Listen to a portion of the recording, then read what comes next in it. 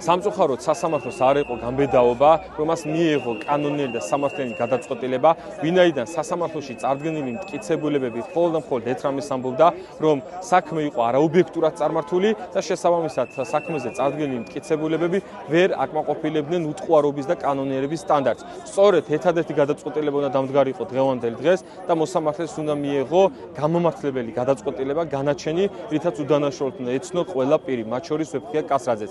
შესაბამისად, მოსამართლის მიერ მიღებული გადაწყვეტილება ასევე რჩება უკანონო გადაწყვეტილებად და ერთ შემთხვევაში როგორი აბსურდულიც იყო ბრალდება, დღევანდელი გადაწყვეტილებაც სწორედ ისევე აბსურდულია სამართლებრივად. რაც შეეხება გადაკვალიფიცირების ნაწილს, მოსამართლემ გადაკვალიფიცირა 226-ე მუხლის ნაწილში, ეს შეეხება მოქმედების ორგანიზებას. ორგანიზების ნაწილი დატოვა მოსამართლემ, ხაზი იგივე დარჩა, თუმცა ვერც პირველ წარდგენილ ბრალდებაში, რომელიც 225-ე მუხლის ფარგლებში იყო წარდგენილი, ვერანაირი მტკიცებულებით ვერ დადგინდა და ვერ გამოვლინდა ვეფხია კასრაძის მიერ მოქმედებაში მონაწილეობა, ორგანიზატორობა და რაიმე დაზიანებაში მონაწილეობის მიღება, რითაც რაიმე შემხებლობა ჰქონდა ვეფხია კასრაძეს.